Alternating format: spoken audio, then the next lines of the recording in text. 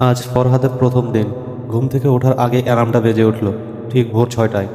শীতকাল, লেপের উষ্ণতা ছাড়তে একটু কষ্ট হলো বটে, কিন্তু নতুন উদ্দীপনা তাকে টেনে তুলল।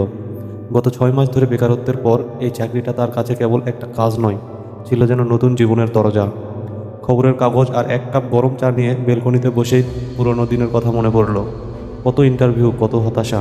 শেষমেশ অফিস সার্ভিসেস লিমিটেডের জুনিয়র এক্সিকিউটিভ পদটা সে পেয়ে স্বস্তির নিঃশ্বাস ফেলেছিল। আজকের দিনটা খুবই গুরুত্বপূর্ণ। ফাহাদ নিজেকে প্রমাণ করতেই হবে, মনে মনে সে বলল।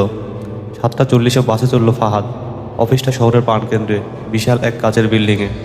বাস যখন মেন রোডে এসে থামলো, তখন চারপাশে ব্যস্ততা চোখে পড়ার মতো। সবাই ছুটছে, কারো হাতে ফাইল, কেউ ফোনে কথা বলতে বলতে হাঁটার গতি বাড়াচ্ছে। এই শহর যেন এক কর্মমুখর মৌমাছির চাক। গেট দিয়ে ঢুকে নিজেকে আইডি কার্ড দিয়ে পাঞ্চ করলো। ঠান্ডা শীতাতপ নিয়ন্ত্রিত লবি। লিফটে বেশ কয়েকজন সহকর্মী, প্রত্যেকের মুখে এক ধরনের দৃঢ়তা আর পেশাদারিত্ব। ফ্লোর নাম্বার 6-এ নামল ফাহাদ। তাকে অভ্যর্থনা জানালেন মানব সম্পদ বিভাগের মিস ফারজানা। তিনি হাসি মুখে তাকে তার ডেস্ক দেখিয়ে দিলেন। একটি পরিপাটি ল্যাপটপ, হোল্ডার আর একটি টেবিল ক্যালেন্ডার সাজানো। সকাল 10টা নাগাদ তার বস মিস্টার জামান রুমে ঢুকলেন। গম্ভীর প্রকৃতির মানুষ, কাজের প্রতি অত্যন্ত মনোযোগ। তিনি ফাহাদের হাতে এক গাদা ফাইল ধরিয়ে দিয়ে সংক্ষেপে কাজের বর্ণনা দিলেন। নতুন এসেছেন, ধীরে ধীরে শিখুন, কিন্তু কাজে ভুল যেন না হয়, এই ছিল তার কড়া নির্দেশ। প্রথম কয়েক সপ্তাহ ফাহাদের কাছে বেশ কঠিন ছিল। Finance software, data entry, customer invoice সব কিছুর সঙ্গে মানিয়ে নিতে বেশ বেগ পেতে হলো।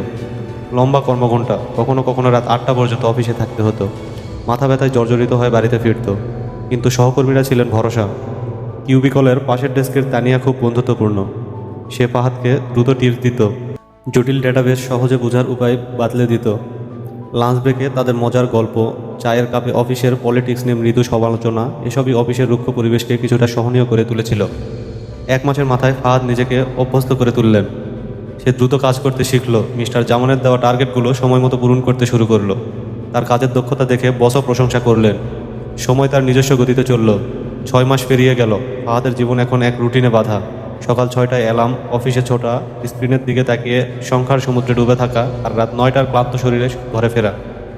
একদিকে কেরিয়ারের সোপানে সে উপরে উঠেছে, বেতন বেড়েছে, একটা ছোট বোনাসও পেয়েছে।